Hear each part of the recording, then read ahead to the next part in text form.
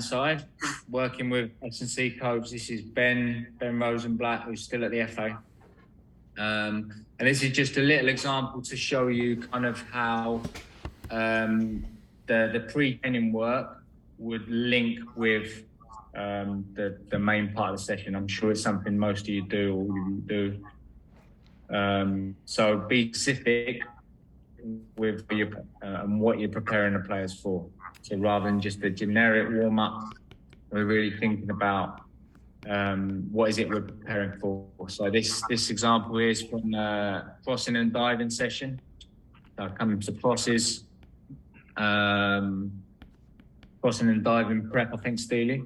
So what you're seeing is some simple stuff, some hopping work. So we're looking at that kind of strength and stability around the ankle, knee and hip, a little bit of reactive strength, and it'll just progress. Just watch a few minutes, won't watch the whole thing. Very simple work. There is a wee bit jumping next, so if you could just obviously keep on explaining what actually looking as well. That happens over Zoom, it's not an issue on your end next, so just the explanations as well is really helpful for the coaches that are watching. Say again, mate, sorry, I lost you there for a second. But I'm just saying it's a problem with Zoom, it's not on your end. Okay. Just some helpful explanations of what the coaches are looking at would be great, thank you. Yeah, so we're looking at here just some work to prep for a crossing and diving session. So initially it was some lateral hopping. So just working on some ankle strength, stability. Steely giving a good little demonstration there. You might not be able to see that. And then just some lateral movement across the goal. So just some specific work, just to highlight the point that, think about the content of your main session and what kind of physical actions we're going to see in that, and what do we need to prepare for that. I don't know how well you're seeing that at the moment, but that's good. So it's like you've got knee drives in there, looking at, you've got to go off. And again, sometimes here for the coaches, guys, it's a good time for you to watch. So if you get somebody who's prepared to do this, you will start to see some movement patterns. You go, wow. And it'll mainly be because if somebody's right-footed, they'll be able to drive off the left foot, no problem. You ask them to go off the opposite leg. These guys at the moment were all under 14, under 15 goalkeepers on an England camp. And we straight away recognised, you could tell the people that were very much one-footed. And that's what this sort of exercise does. It shows that up. Then you can go back to the S&C coach and say, right, how do we improve this? Yeah, he's just doing some bounding there. I don't know if you can see that, but so start building into some more kind of power work. So some bounding, getting ready for the crossing, jumping and landing.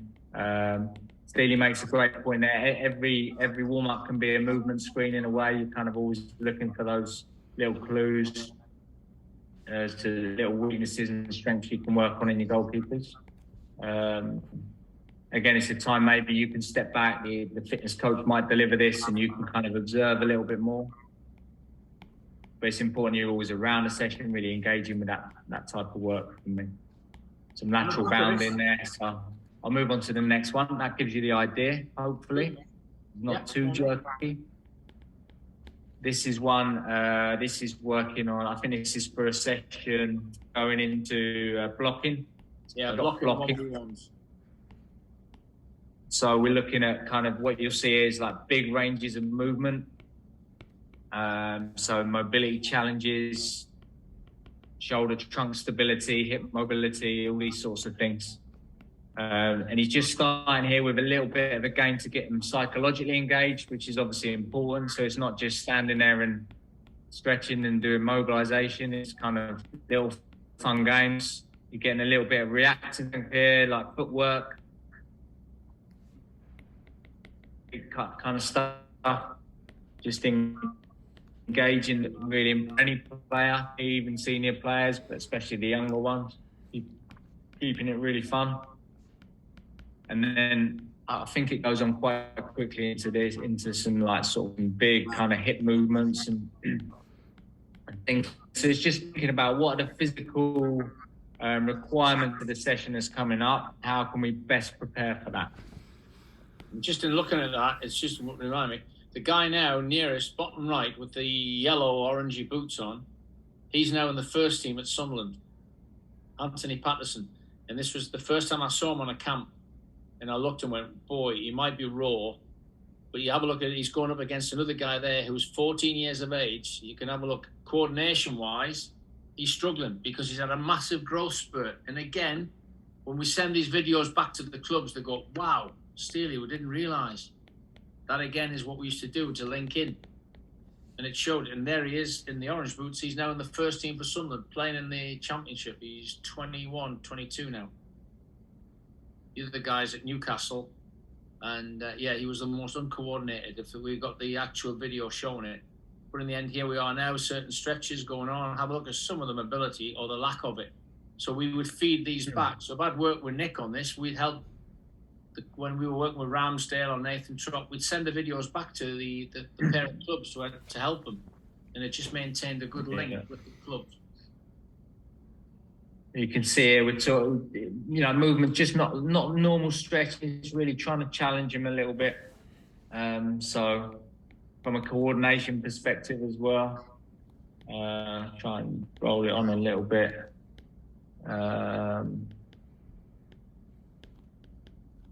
Is it still quite jerky? Yeah, a little bit.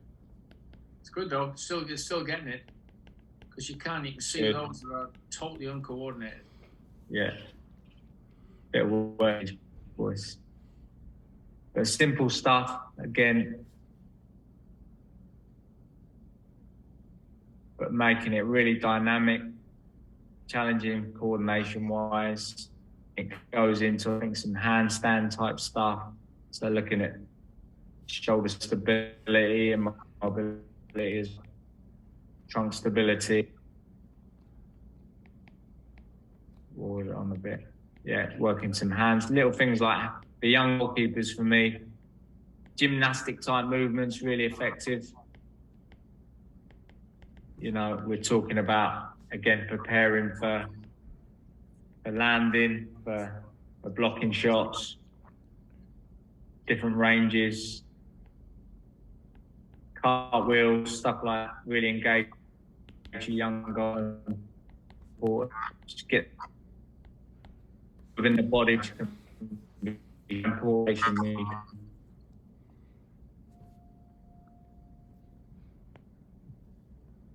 Hopefully that gives you a little bit of an idea for that one. And then the next one.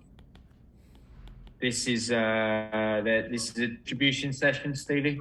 Yeah, this is where we knew we were going to be going into short range, working to play around and through. So again, it was just to get the, in terms of familiarization, getting them to realize about angles, movement patterns, not just the ball, what you did when the ball was played. And then again, integrating that. So a little bit of work with the coach on the rondo, and then into some work with the fitness coach, who is going to do some, obviously with a lot of kicking work. We want to do some hip mobility, trunk and joint stability for that strong standing leg when we're kicking longer and stuff like that. So here, lots of hip activation, ankle knee stability, big movements. In young girls as well, stuff like this will help develop their basic strength qualities. So you can't underestimate, like, when they're really young, controlling their own body weights. Older keepers who are new to strength training, you still get good bang for your buck just with some simple body weight movements done with real quality.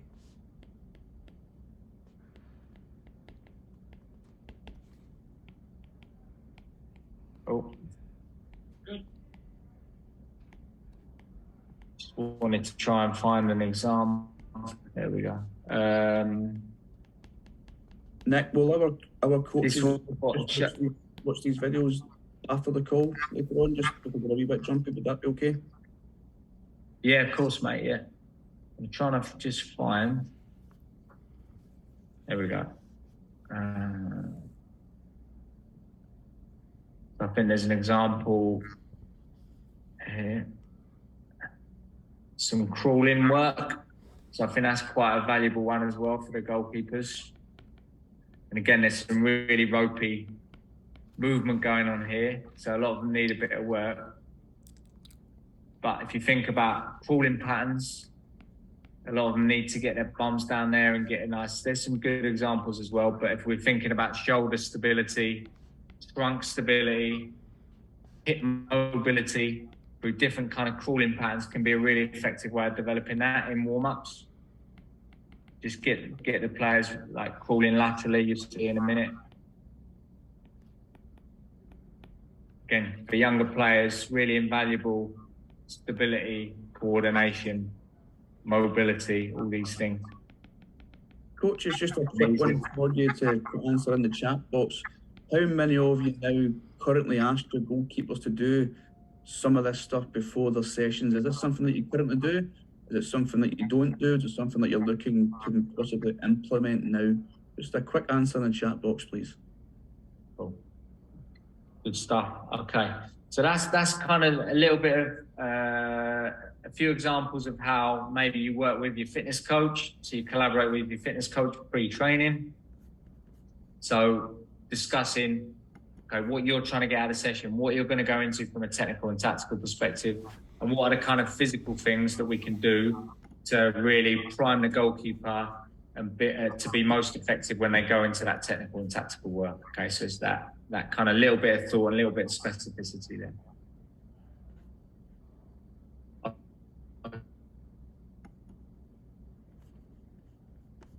Hopefully it's not, again, from a more isolated perspective, this might be stuff in the gym, so strength type work. There's a couple of examples here. Obviously for goalkeepers, a couple of examples of lower body work. So for the goalkeepers, really important we work in the frontal plane, so that kind of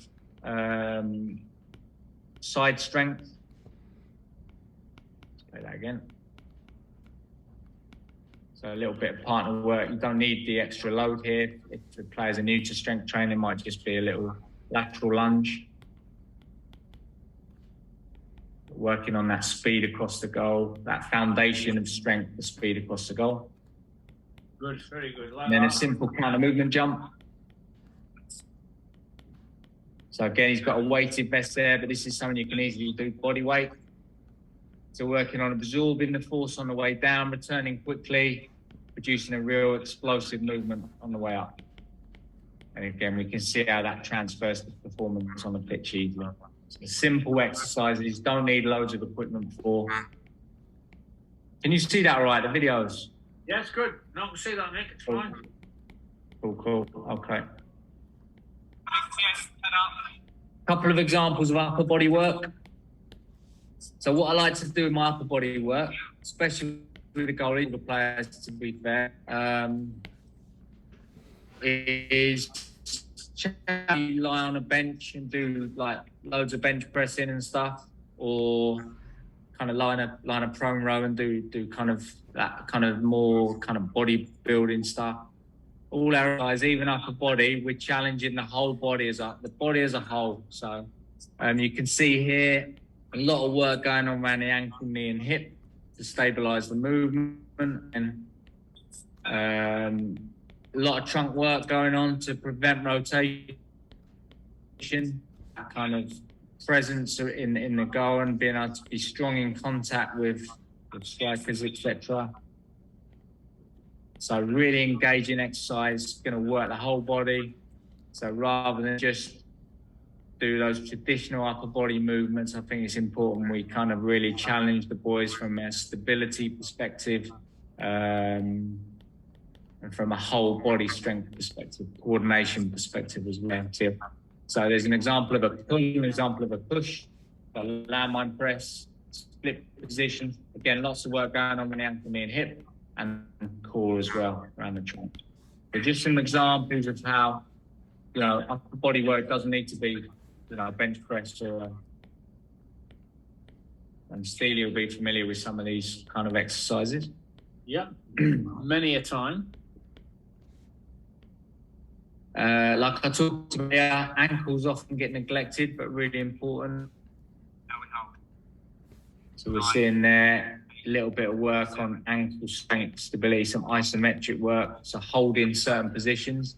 And again, this guy's got a medicine ball, I think. Can't see behind him. But it doesn't need to be lots of equipment. Body weight really effective. Pogo jump, again, quite often use the skipping ropes and stuff.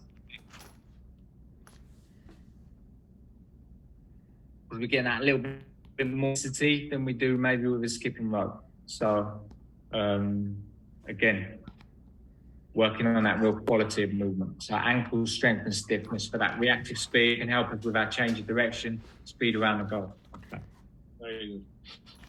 And then it's a little bit of sort of shoulder. So first one there, play that one again. Bus drivers, so working the trunk and the shoulder mobility. Middle one there, just some simple medicine ball work. So working on that shoulder strength and stability there.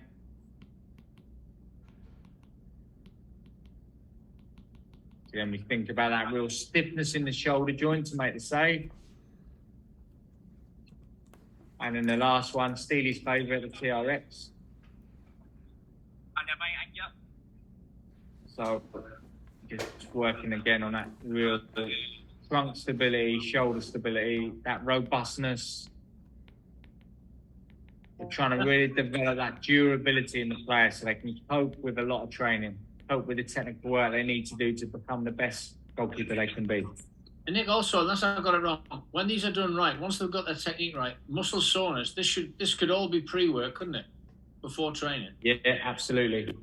And again, it comes back to those principles we talk about, microdosing. So, you know, we're not in the business of doing massive long weight sessions of, 40, 50 minutes, an hour, loads and loads of sets, it can be like small doses done frequently are most effective in my opinion.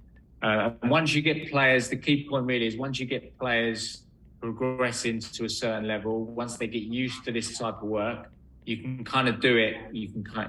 They don't get soreness off it really. So it's just about consistency for me. If you're consistent with it, frequent small doses, that's the most effective way. I just stuck this in to get you guys thinking about what are some of the physical quality we've already talked about. We're developing with a real simple kind of movement challenge here. So just using the hurdles in a slightly different way. You just think about what you're seeing here while you're watching it in terms of some of the physical factors we talked about already.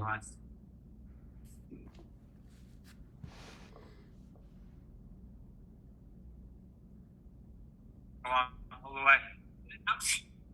Not easy. Wow. So there you're looking at, hopefully you've got some thoughts there, the trunk control. You need to really engage in the core, stay really strong and stable. Shoulder stability. So again, it's a variation on a crawling pattern. Need good spinal mobility there. Ankles are working hard, so provide that stiffness through ankles. So again, it's whole body exercise. Young players love this sort of stuff, really engaging. And you're developing strength. You're developing mobility, and it can be done pre-training, something like that. Use your imagination. The endless examples of kind of the sort of things you can do there. Very good. Okay, I'm conscious of time a little bit now. As usual, I've waffled on a little bit too much. I just want to talk about a little bit of stuff on periodization. So planning for performance. And I think here, this is, I'm sure many of you are familiar with this kind of weekly structure. So if we talk about the microcycle, so say a week's training, we have a game once a week, so on a Sunday. And this is a classical kind of tactical periodization model, which we would use. I use a similar thing now with the coach I'm working with. He's Portuguese, so he's big on tactical periodization. We use a similar thing for our outfield players, but we need to think about, is this the best way to go for the goalkeepers? So what you'll often see is that the goalkeepers will follow a similar kind of theme where the outfield players are doing a real hard, high load sessions. The goalkeepers will do something similar. But we need to consider, is that the best thing for the goalkeepers? So just have a little mull over that. I'm sure these are questions you've already asked yourself many times anyway. So this is a classical one, game on a Sunday. Then after the game, for the outfield players, the game is, as we know, it's usually the highest volume of the week. It's the highest load they'll do. So the game is harder than training. And as a fitness coach, I wanna make sure, from an intensity perspective, for the outfield players, just to touch on that for a minute, that we're working harder in training. So we're at the right times in training, we're working harder than the game. Our intensity is higher than the game, but we'll never really do the same volume as a game in training. Okay.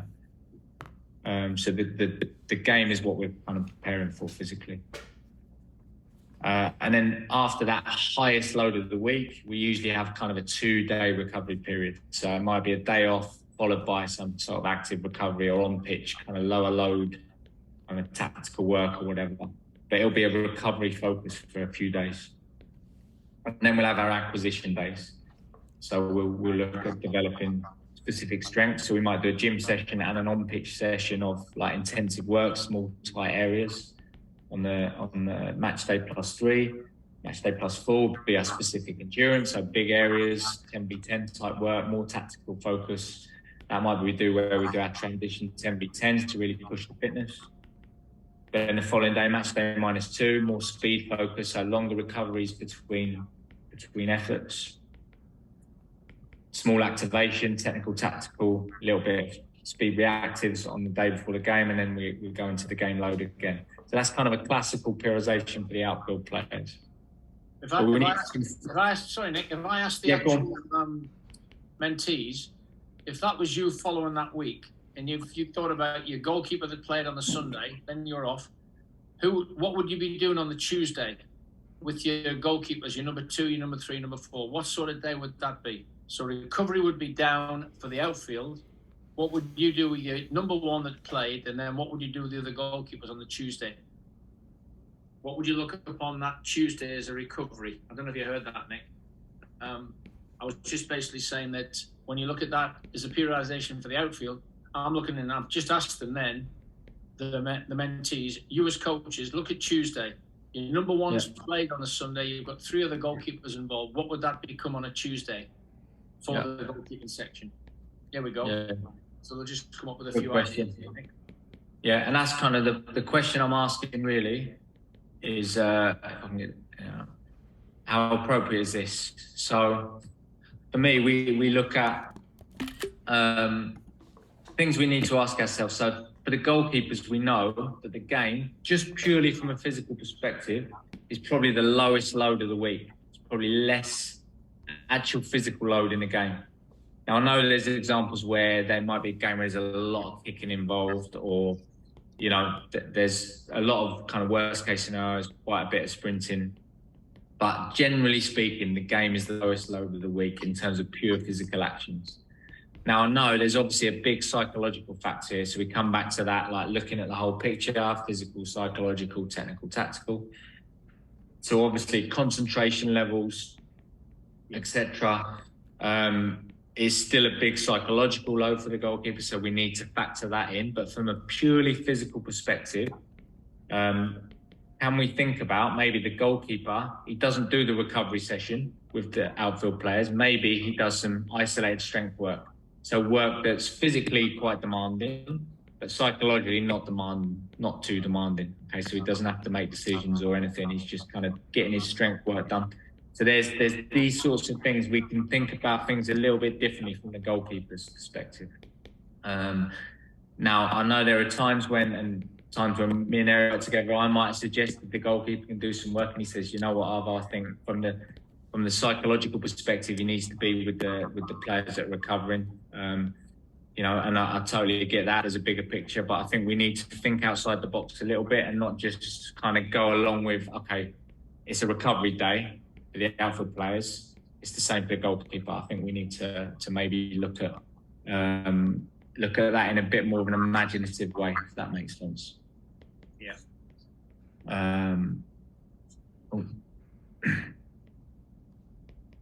Nick, So question from one of the guys. Nick, is there any benefits to doing physical maintenance gym work match day +1? Yeah. Good. Okay. Yeah. I would say so.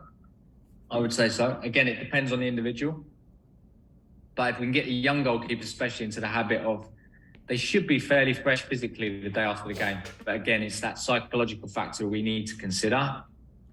But from a physical perspective, I think match day +1 can be a good day to get some of that isolated physical work. Doesn't require a lot of thought. So maybe the players are all in the gym, the outfield players are doing a bit of recovery. Maybe that's the time the goalkeepers can go and do some good quality strength work, for example. Yeah, very good. So there's something I think we can again make sure we're differentiating. It's a totally different physical demand. It's a totally different recovery factor. It's different physical qualities and physical demands on the goalkeeper compared to the outfield players. So we need to consider that when we're planning. So the game is the lowest physical load of the week for the starting goalkeeper, not necessarily for the number 2. Sometimes, and this is another thing that came out of Anthony White's study at Bournemouth, was that the highest intensity of training drill of the whole week was the pre-game shooting for the number 2 goalkeeper. Yeah. Because kind of strikers needed loads of repetition, and the number 2 was just diving around like a madman, just... Again, all quality goes out the window, and that's why a lot of clubs are now travelling with 3. So I'm sure you guys perhaps do it yourselves.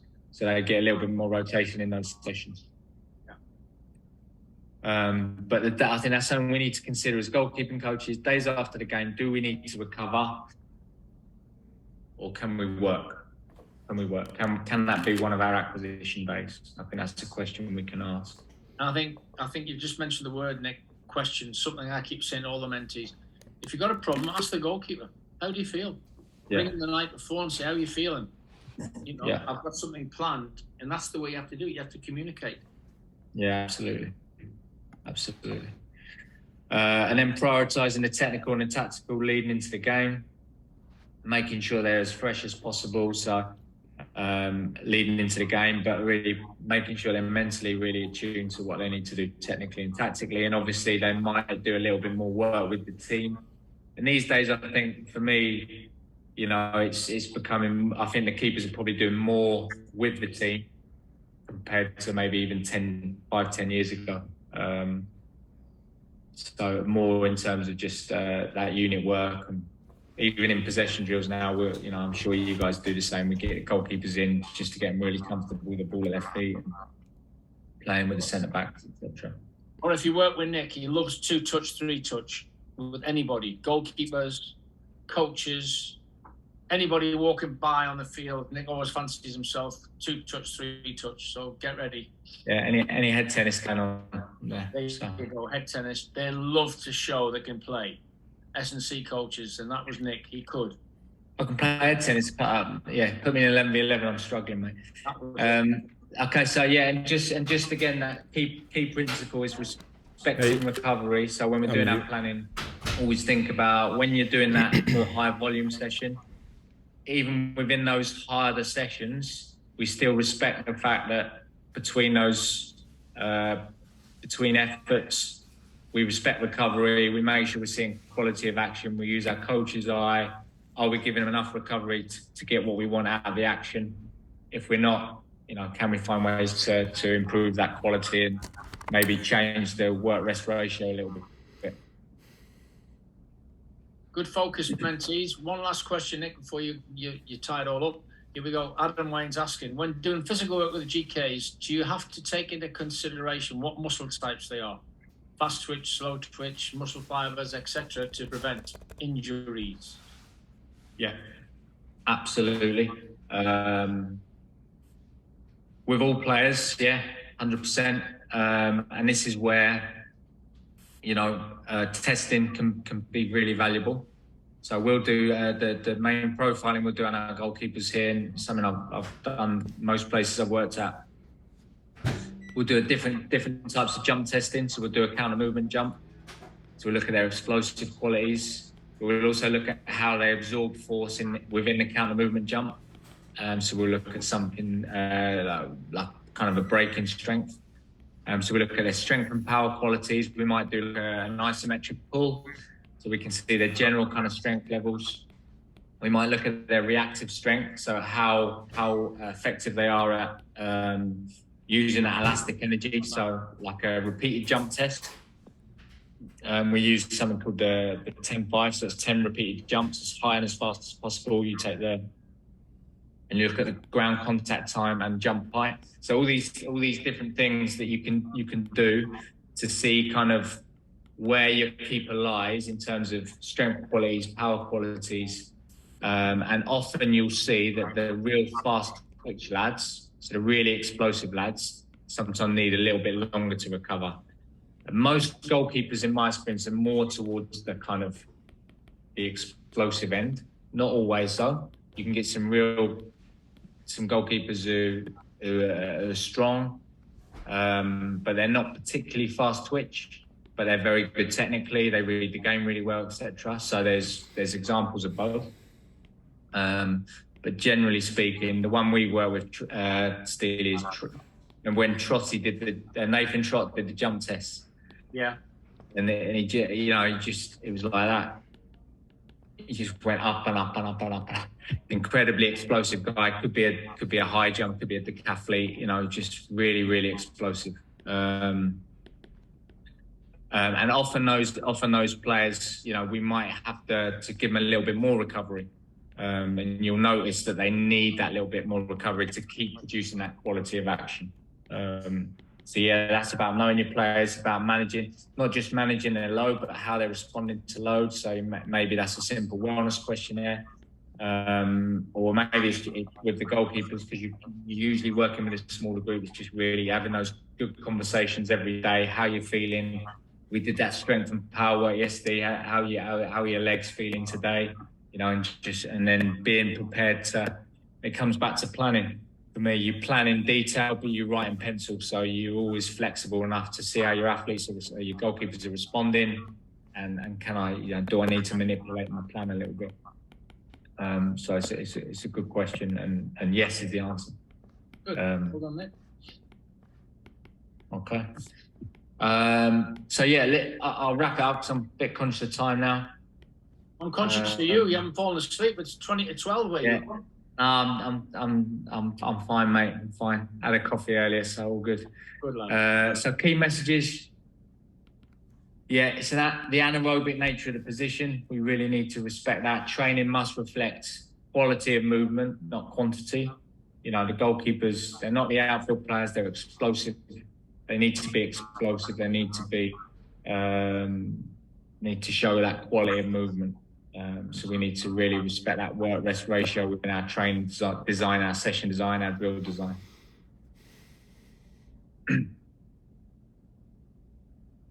And work along that conditioning continuum, develop those qualities we talked about for efficient movement, robustness, so the individual can really develop the qualities they need to train with as much frequency and quality as possible to develop their technical skills. For me, it's the most technical position on the pitch.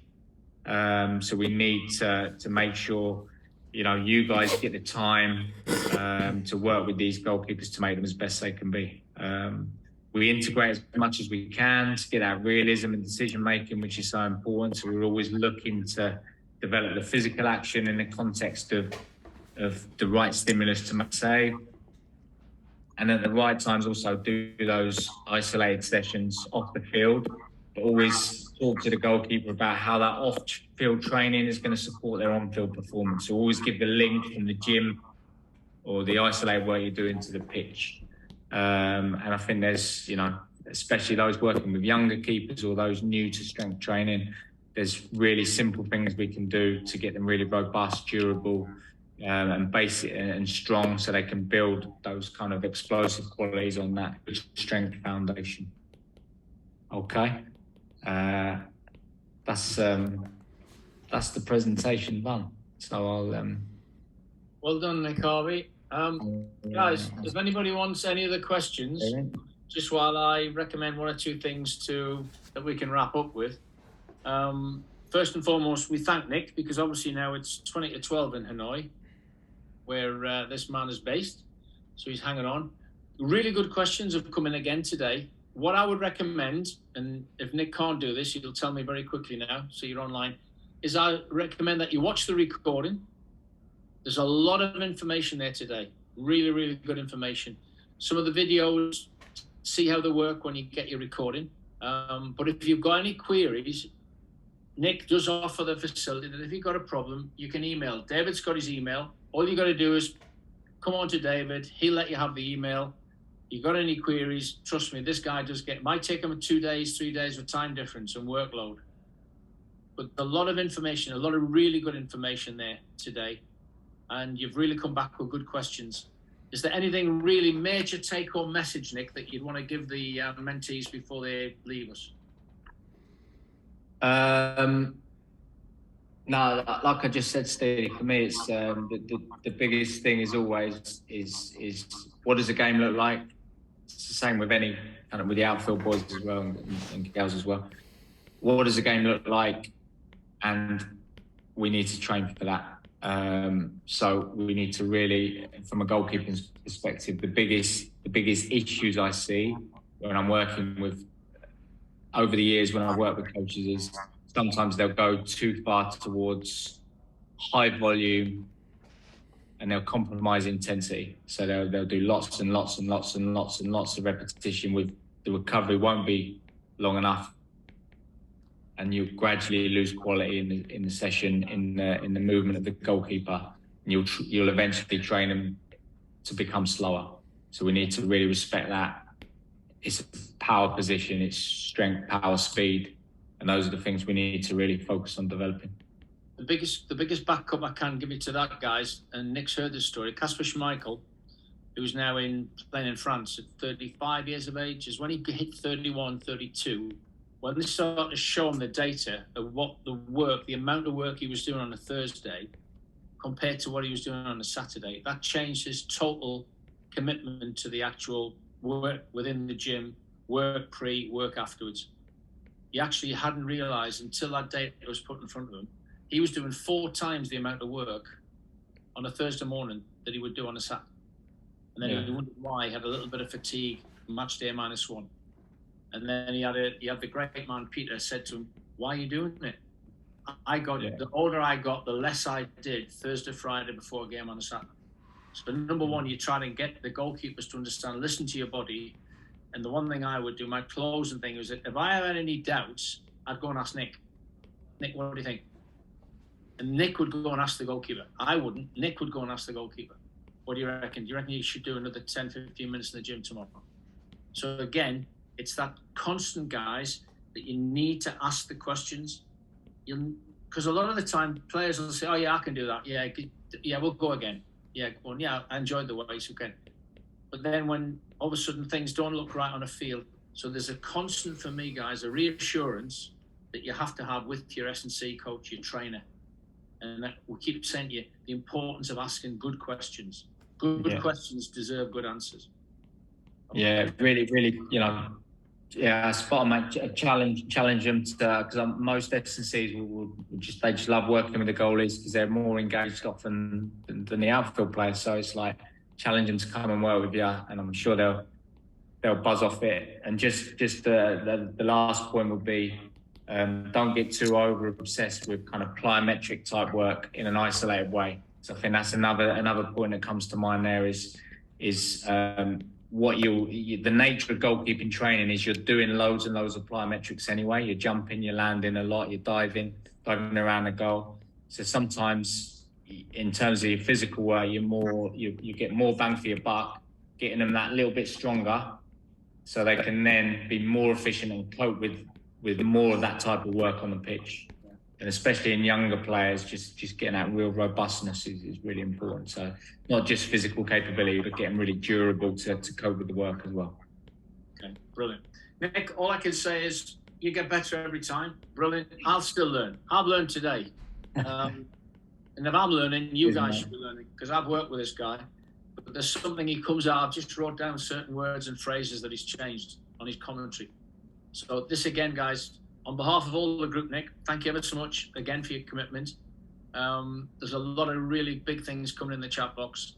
I think that ultimately they've enjoyed. If you've got any doubts, any questions, there's not a problem. Nick will get back to you. It may take a little bit of time. So before I thank Nick, I've got to say to you guys, well done. Great attendance today. Getting some really good comments, Nick, if you can see the chat box. Also, what I would say to all you mentees, let's get those set play presentations in ready for Monday so that David and I can view them before we actually see a delivery on the Monday. But so far, your commitment has been unbelievable. And again, the nice thing, Nick, you've got people who've heard you now 2 times. 2 or 3 have come on today just to hear again. And that, for me, is the biggest compliment we can pay you. So thank you to everybody. Thank you to Nick. Get your recording. Any questions, put them in. And once again, Nick,